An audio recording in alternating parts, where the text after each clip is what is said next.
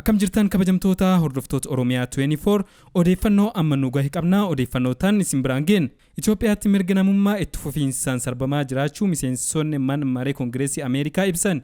Miseensonni mana maree Kongireesii Ameerikaa xalayaa ministeera Ameerikaatii barreessaniin mirga dhala namaa sarbuun faallaa dimokiraasii ta'uu hubachiisanii tarkaanfiin akka fudhatamus gaafatan. Mootummaan Itoophiyaa paartiilee mormitootaa wajjin marii akka jalqabu kan gaafatan miseensonni mana maree Ameerikaa filannoon biyyoolessaa yoom akka adeemsifamu waliigaltee irra akka gahamu ministeera dhimma alaa Ameerikaa dhiibbaa akka godhu gaafataniiru. Miseensonni mana maree Ameerikaa itti dabaluunis filannoo dura mariin siyaasaa adeemsifame waliigaltee irra akka gahamu intarneetiin akka hin cufamne mirgi yaada ibsachuu gaazexeessitoota dhaabbilee mormitootaa fi ummata biyyattii guutumatti akka kabajamu hubachiisaniiru. Hidhamuun hooggantoota olaanoo paartii mormitootaa kan akka Jawaar Mohammad mootummaan Itoophiyaa fedhii biyya dimokiraatessuu irraa gara boodatti deebi'aa jiraachuu mul'isaa jedhan.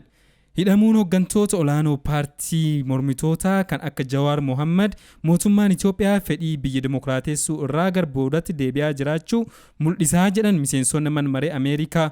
Labsii yeroo hatattamaa haala sadarkaa addunyaatiin wal madaaluun hojii irra akka oolu mootummaa Itoophiyaa irratti dhiibbaan taasifamuu qabaas jedhan. Manni murtii siyaasaa irraa bilisa ta'ee akka hojjetu mirgi namummaa shakkamtootaa akka kabajamu miseensonni mana maree Ameerikaa hubachiisaniiru.